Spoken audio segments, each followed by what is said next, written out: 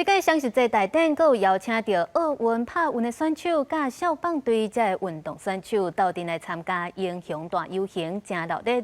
不过，有拍运的选手表示讲，这政府进前有专门替奥运的选手办一场英雄大游行，不过拍运却无另外举办，让因感觉淡薄可惜。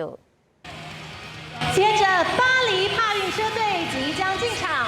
总统赖清德甲伊的夫人副总统萧美琴、立法院长韩国瑜4个人摕着荣耀时刻的面巾，大热热花头喜面来向台湾的拍运英雄致敬。除了有台顶的官员，行路顶面的民众，透早就来到双十典礼周边替拍运英雄加油。今天是中华民国生日嘛，然后我就想来参加，然后顺便来看一下拍运选手他们得奖嘛，给他们一点光荣感。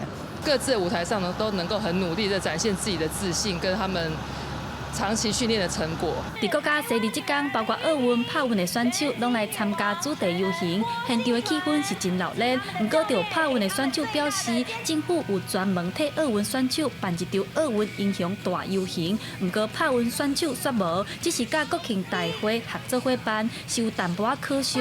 伊认为运动平权应该爱对政府来做起。我们追求就是当然是公平公正，然后所有东西都是比照办理。那希望下一届2028年洛杉矶的时候，我们也有一个帕运英雄街头游行。